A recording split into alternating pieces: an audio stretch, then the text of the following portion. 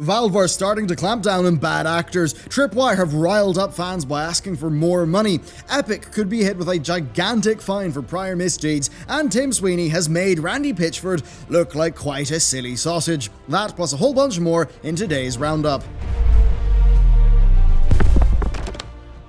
Hey everyone, and welcome back to another episode of the Roundup, our Tuesday and Friday news show where we bring you the best and the worst of the games industry. First though, YouTube changes that are de-emphasizing independent news sources do appear to be hitting us, and they seem to be emphasizing subscribers, bell ringing, and likes, as evidenced by the new bar they've just showed creators. So if you'd like to support this channel, what we're doing in gaming news, please sub, like, and hit that bell. It really does help now more than ever. Okay, let's get into the news. So Valve appear to be upping their moderation game, albeit while still trying to not go against their vision of a free marketplace for games. So first up, they are making changes to their popular upcoming list. Now, in the past, there was many games that basically would just change their release date continually in order to remain on that list and get more storefront visibility. And of course, they would do that with no intention of actually releasing the game. It was just to get more views. Now, this has been common knowledge for quite some time, but Valve had done nothing about it. Well, release date changes will now need to be submitted with a valid reason and manually be approved by Valve's moderators, rather than just being set by the developer. While this is a nuisance for people who have good intentions, there has been clear misuse that has been damaging good actors, although it's yet to see what punishment Valve may enact for those who still do try to abuse the system. Then, in much the same vein, they have now started to require manual reviews for mods submitted to their workshop. For now, this will be unique to Valve's own Counter-Strike Go, Dota 2, and Team Fortress 2, although knowing Valve, they probably won't want to step in other developers' toes. They have promised a rapid turnaround of less than a day for approvals, but this still will be a nuisance for some mod creators, especially because it's required for updates as well. And much like with the release date change here, this is seemingly there to avoid user misuse. Seemingly, many mods were being uploaded to the workshops that were offering like free keys in exchange for ratings or downloads, and that had just a bit of a problem. And also, there was a really severe amount of low effort or stolen mods that were crowding the workshop, leaving the genuine quality creations at a disadvantage. So I think it's good to see Valve take efforts to make their store a better place. While their decision to moderate lightly with games I think is excellent for the freedom of developers, there can be serious issues elsewhere in the store, and it appears they have started to take some action to clean things up where they deem it necessary. Then next, we have a real spicy one with Killing Floor 2. While monetization has been a big industry talking point as of late, sometimes it does make sense for developers. So Tripwire Interactive, the developers of Killing Floor 2, have been running their game for 4 years by selling cosmetics. However, they basically have crunched the numbers and determined that the rate at which the community expects updates and support is not sustainable based on how much people purchase those cosmetics. And they said they had two options. They either scale back their future update plans to match what they're getting in return, or they find new sources of revenue. To this end, they've decided that they do not want to do less work in the game, so instead they're asking for more money. But as always, the devil is in the details, and normally it's the how where people mess up. Their next content update will start selling new weapons as DLC for the chunky price tag of $10 each, with them coming with 5 unique skins. They say they are fully aware of the concerns the players may have, and they addressed some of those concerns alongside their announcement. They say that the weapons are designed to have no advantage over the free weapons, although they are designed to have new gameplay experiences that may fit roles that current weapons do not. Importantly, and I think this is a very important point, they are going to work with the shared content system of the game. So that means that in multiplayer, if somebody has the DLC, then everyone in that server will have access to the DLC, and that does avoid discrepancies, and that is a good thing. They also say they have a new initiative coming to add new weapon types to existing guns in order to give players some more fun for free. Then beyond selling these new weapons, nothing else will change. They just feel like they do need a bit more money back from the work that they're putting into the game. Now, look, from a development perspective, what they want to achieve does make sense based on their explanation. I think their reasoning is sound enough, and we all know that developers, well, their staff and staff cost money. However, some of the community does believe that this is out of line given the existing monetization in the game. So, their current system is similar to that of Team Fortress 2, in which players through regular gameplay will get 2 different types of cosmetic loot box, and those do need keys to open, and those keys can be purchased for $2.49. Now, as for the weapons, well, I get the the point here, right? I do get the point, but I think the implementation is a big problem. I think the $10 per weapon is too expensive, and I think updates containing multiple weapons of that chunky of a price point, I think that's going to feel super rough for players. Now, wanting to fund development for a game through optional content, that is fine. I do think it would be absurd to expect years of free content updates for a single upfront purchase. I mean, it's not like how it is with games in the past, like Warcraft 3, where, you bought the game, you got some bug fixes and stuff, but if you wanted more content, you would need to buy the expansion pack. Now, of course, Warcraft 3 did not have cosmetic loot box things like Killing Floor 2 does, and that's obviously a big issue, and the point is that those loot boxes are not working for them. So, overall, I think the issue is how they did this and how it impacts gameplay. Admittedly, it may need to impact gameplay for it to have the conversion rate that they need to fund development, but fundamentally, that's just going to lose loads of players from a public relations perspective.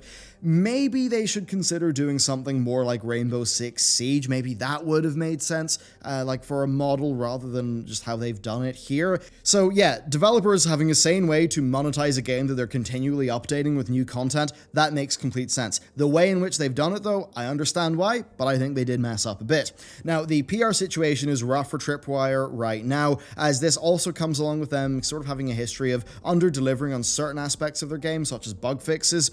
Overall, though, what has happened is it split the fan base, and that's ranging from people who do want to support the game's development through this because they really like the game, to people who are fundamentally very angry over gameplay impacting weapons in a DLC. And to give my own opinion in this, I actually agree with both sides. I understand wanting to support the game that you love and all of that stuff, but I also do agree that it does feel really bad having gameplay impacting things like this, like a gun, just be in a DLC. So overall, I'd like to know, what do you think the developers should have done? Should they have developed less content, or should they have continued to monetize the game further, but done it in a different way? So yeah, let me know what you think down below. Next up though, Epic Games are back in the news, and once more, it is not for anything that is positive. So at the end of last year, they had a security vulnerability. Now this allowed access to millions of Fortnite players' information, including full details of payment information, and that will have resulted in a bit of identity and credit card fraud. That is a big whoopsie, isn't it? Now, months later, a class action lawsuit has appeared. A US law firm is seeking class action members to bolster the current roster of over 100 to take action against Epic Games for this breach of privacy. Part of their suit is that the issue was not acknowledged nor fixed until 2 months after Epic first heard of the breach, and that entitles players to compensation. Now, as to whether this will actually result in anything, well, the breach was substantial in size, and the damage can empirically be proven through credit card charges, so I imagine Epic will end up having to pay out here. Generally, class action suits are not super destructive to companies, but they instead kind of act like a fine that is distributed amongst the affected consumers. As to whether this will actually impact Epic's behavior, well, I mean, given their lack of progress on the store, I think it's just going to be the usual. They seem, from my perspective, to just be putting one foot in front of the other and hoping for the best, at least from a development level, and that's obviously leading to issues throughout the organization. I look forward to seeing how much this mistake will cost them, though. In order to act as a genuinely punishing fine, it would have to be quite massive indeed. But that's not where it ends for Epic Games, though, because their CEO, Tim Sweeney, has revealed a bit of a difficult truth. When asked on Twitter if Borderlands 3 could be preloaded on the Epic Store, he said no, it was not ready in time. And if you're wondering why I said at the top that this makes Randy Pitchford seem like a bit of a silly sausage, well, it's because Randy sort of had a big tweet storm, right? And in Randy's tweet storm about the Epic Store, he basically just talked about how Epic have proven like that they can, apply their development resources to things like this. He talked about their engine development and all of that stuff. And basically he was saying, the Epic Games Store, yes, it doesn't have a bunch of features now, but because Epic are such a good company and they are so committed to developing, that by the time Borderlands 3 comes out, a bunch of the features that are missing will be there. And I mean, we're now at the stage where it still is missing so many features. And yeah, like sure, they have cloud saves now, but it's only for a tiny number of games. So essentially the reason why this makes Randy look a bit silly is he said that basically he just displayed the faith outwardly that he had in Epic as a partner, but then Epic have somewhat let him down by having very slow progress on the store's feature set, and basically that just doesn't look good for Randy. And really, it's not like there's a spicy take here, it's just that, yeah, Randy talked up Epic kind of let him down a bit, and now Randy seems a bit silly for talking up Epic in such a bullish fashion. And overall, like, Randy obviously can tweet whatever he wants, it's his own Twitter account, sure, but he does continually just seem to score, own goals when he talks on Twitter too much, so maybe he should just think a little bit more about what he does there. Next up, though, we've got a bunch of interesting Xbox statements. So Game Informer recently interviewed Matt Booty, the head of Microsoft Studios, and yeah, there was just some really interesting info. So he said that Xbox would be happy to let Double Fine and Obsidian make games intended for multiple platforms. And this is in some ways not surprising if you've been following the current Xbox trend of just having games everywhere, but certainly if you showed this bit of news to somebody a decade ago, they would have called you a liar. Now, for some context, he said that it depends on if it makes sense for the franchise. If a game was to benefit from being available everywhere, and that I assume means on like a PlayStation 4 as well, and a Switch, then yeah, they'd allow it. But then on the other hand, he said if a game is best on the Xbox ecosystem with things like xCloud integration, that they would do that instead. They're likely going to continue having their big franchises be designed and developed to exist on the Xbox ecosystem alone, and that normally doesn't, like, that does include PC from all that we know as well. So don't expect any big surprises on that front, but we could get some just nice little multi-platform games. Although to contrast that, he did immediately then talk about a franchise that he thinks would be a perfect fit as an Xbox exclusive, and that is The Outer Worlds. Now, don't worry, The Outer Worlds itself is being published by Private Division. It will be a multi-platform game, but Matt Booty was talking about it in terms of it becoming a franchise in the future. So he hopes that it will perform well and that they can basically turn that into a universe that will be an enduring franchise on Xbox, and he actually compared it to Halo's expanded universe that supports like other media projects. While it would be a shame if the first game in the franchise is multi-platform and then the follow-ups are Xbox exclusive, well, it would certainly help to drive adoption for the Xbox services, be that on the Xbox Scarlet or on the PC. And with that, let's round off the day with quickfire. Discord is adding gameplay streaming to their service under the name of Go Live. They expect this to fit the niche of virtual couch co-op viewing by basically allowing voice channels to include low latency video for up to 10 users. If you want 60 FPS or 1080p, you will have to pay $5 a month or at $10 a month for 4K as a part of their existing Nitro subscription service.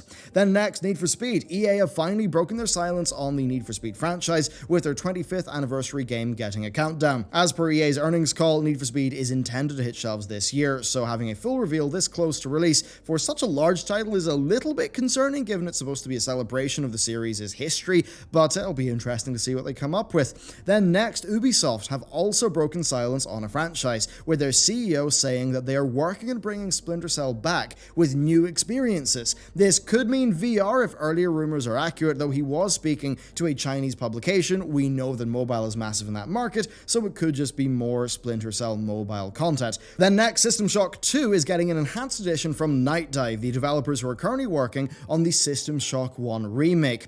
As much as moving on to new games is, I guess, a more creative endeavor for the industry, seeing the real classics get another chance to be experienced by a new audience in a modern environment, well, if it's done well, I think it's quite heartening, as sometimes the experience does remain pretty much the same, and sometimes you've got these older games that did not get the sales or the critical reception that they deserved. So bringing those to a new audience, well, that could bring a really powerful and meaningful experience to them. So there are cases like this where I think it would actually be a really good thing. So there you go, that'll do us for another day. I'm super interested to hear what you've got to say about today's topic, so let me know down below. And also do check out the other video we uploaded today, which is on Activision Blizzard's earnings call and essentially their battle plan for the future. So I think you'll find that one pretty interesting. Anyway, thank you very much for watching, and with that, we'll see you next time.